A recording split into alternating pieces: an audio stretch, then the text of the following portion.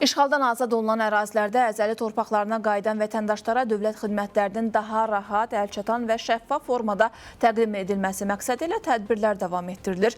Bu çərçivədə Prezident yanında vətəndaşlara xidmət və sosial innovasiyalar üzrə Dövlət Agentliyi növbəti səyyar asan xidməti Xankəndi şəhərində təşkil edib.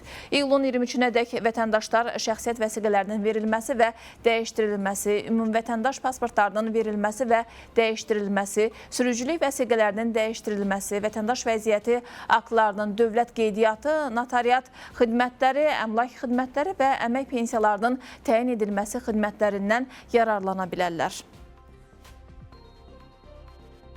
İndiyədək işğaldan azad olunmuş ərazilərdə Zəngilanın Ağalı kəndində, Cəbrayıl rayonunda, Tərtərin Talış kəndində 1200-dən çox vətəndaşımıza səyyar formada xidmət təşkil etmişdir.